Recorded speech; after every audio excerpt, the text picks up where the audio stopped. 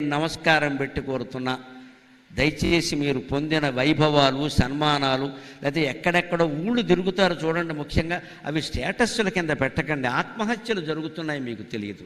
ఆత్మహత్యలు జరుగుతున్నాయి కొన్ని స్టేటస్ల వల్ల. ఒక కుర్రాడు కాలేజీకి సెలవు పెడతాడు, వాడు తండ్రితో కలిసి యాత్రకు వెడతాడు. ఆ యాత్ర అంతా వెంటనే స్టేటస్ కింద పెడతాడు బొమ్మలు. అక్కడ చదువుకుంటున్న కుర్రాడు ఇది చూశాడు, వాడికి వెంటనే డిప్రెషన్. నాకు కూడా సెలవు ఇస్తుంటే నేను వెళ్ళేవాడిని కదా, శుభ్రంగా ఎంజాయ్ చేసేవాడిని. పైగా వీడు రేంజ్ రోవర్ కారు కొంటాడు, బెంచ్ కారు కొంటాడు. వీడు బాబు అక్రమంగా సంపాదించాడు, అందుకని వాడు ఆ కారు ఎక్కి పెడతాడు, friendly long drive with family అని పెడతాడు స్టేటస్. అంత అవసరమా? ఒళ్ళు పొగరు అంటారు దీన్ని, ఒళ్ళు పొగరు అంటారు. నీకు రేంజ్ రోవర్ కారు ఉందని, నువ్వు ఫ్యామిలీ డ్రైవ్ చేసావని, లాంగ్ డ్రైవ్ చేసావని ప్రపంచం అందరికీ తెలియాలండి.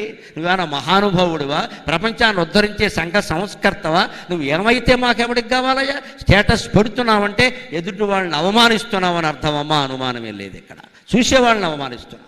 ఎందుకు స్టేటస్